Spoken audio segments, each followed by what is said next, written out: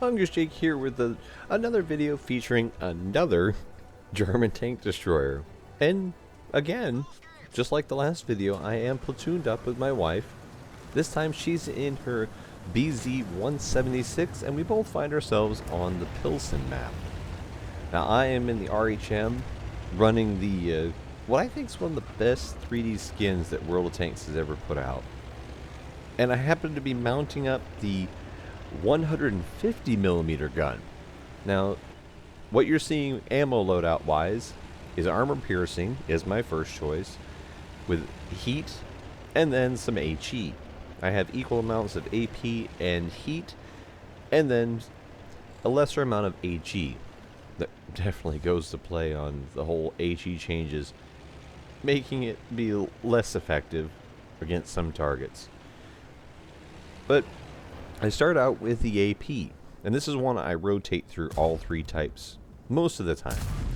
This game, as you see that Udez not liking a 150mm AP shell to the face, this game will see me just use a number of AP shells, and then as we fall behind, I do switch to heat.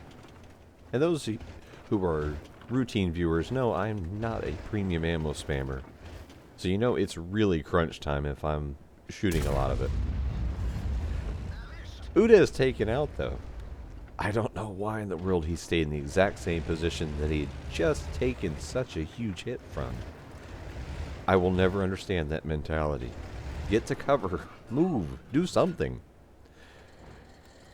And then how about his teammate?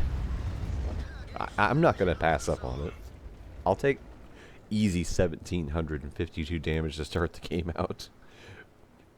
But even more, the Alembic, when he sees the Udez get hit twice and destroyed in that position, it doesn't dawn on him that, hey, I'm parked right beside him. I might be next.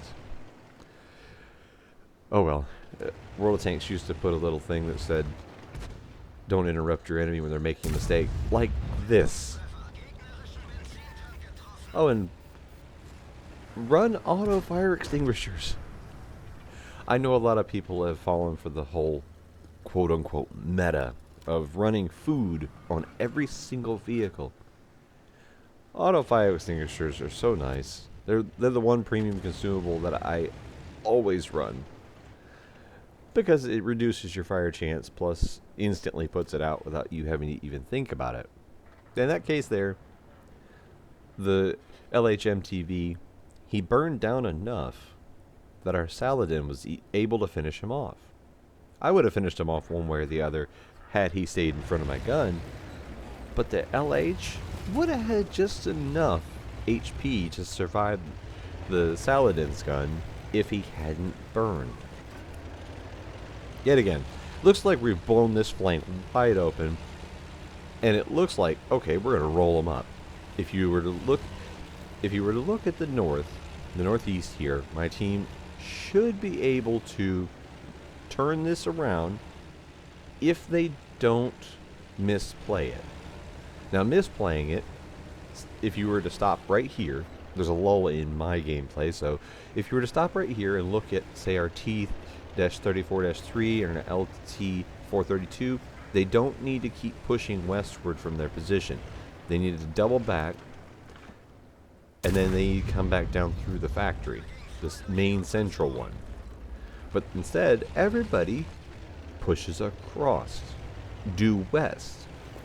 And of course, anybody who's fallen back up there to A1 has easy, clear shots on them. And that's exactly what happens. It turns what looks like a nice, solid lead right now as I turn my RHM into a bird building a nest. They keep pushing in. And you see the Scorpion G just took out the STRV S1 who was driving across the open. And I'm already seeing this happen. So that's why I'm building my little concealment nest here. The VK100-1P is AFK. He's getting farmed. Unfortunately, my wife already went down. She just got overwhelmed because while we won the east, they won the brawl in the western heavy area.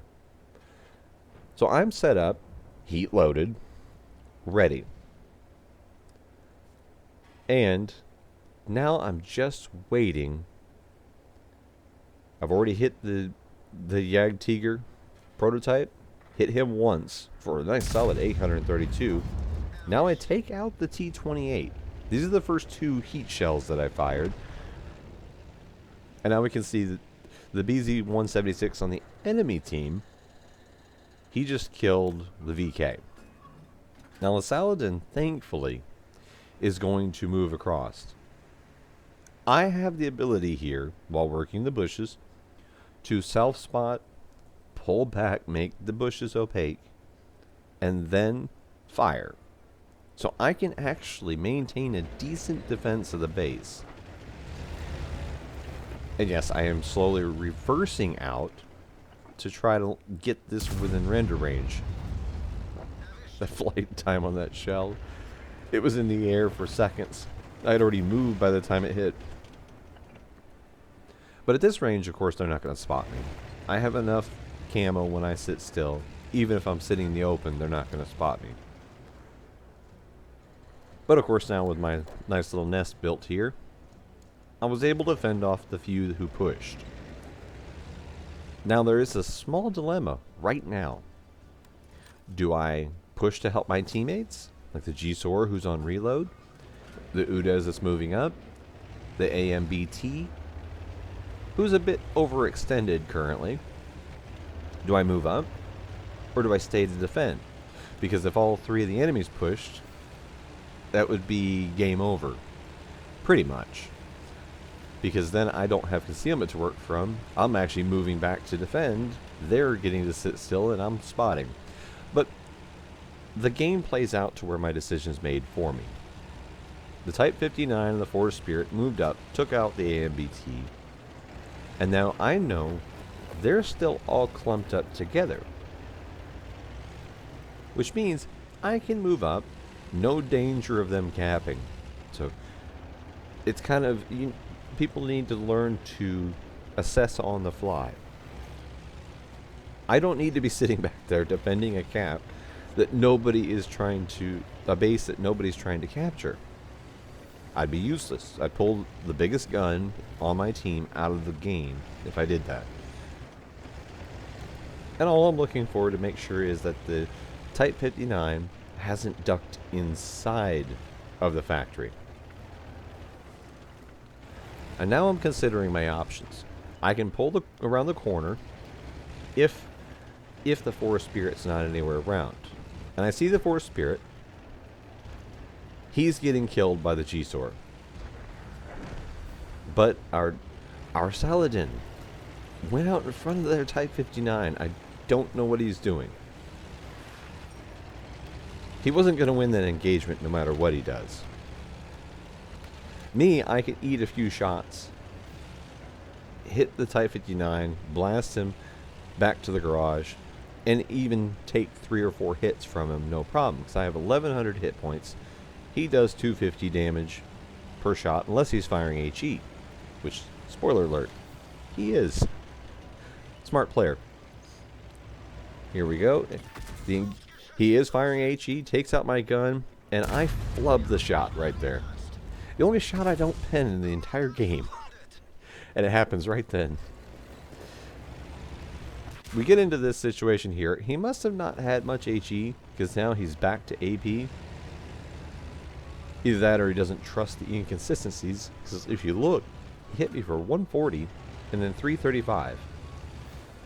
And of course, if you look, the Saladin's calling me an idiot. Never understand the mentality of some people. He died to the Type 59 after not doing much the whole game.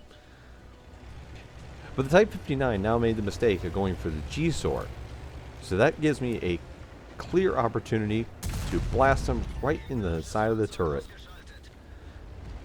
And also gives me a break to pause. And I tell the Saladin, it's like 5,000 damage here. I always wonder what people are doing. They should focus on their own gameplay and improve what they do before they think of even taking a second to comment about others. Because as we come back to the results, I did ace it. I had a number of ribbons And then including, I got the high caliber and tank sniper. Because the early shots I was firing were over 300 meters, which is the requirement for tank sniper. Most damage caused at a distance greater than 300. And I did 5,000 damage. Also had the most base experience with 1,259. The Saladin down there at the bottom, he didn't even do his own hit points and damage. So, take that as you will. The kind of player needs to focus on their own gameplay first before calling anybody else out. Especially considering the only shot that I didn't pen was the one that he called me out on. But hope you enjoyed the game, even despite all the heat that I had to fire. It was still a fun game with a good result. Thanks for watching. Hope you enjoyed this.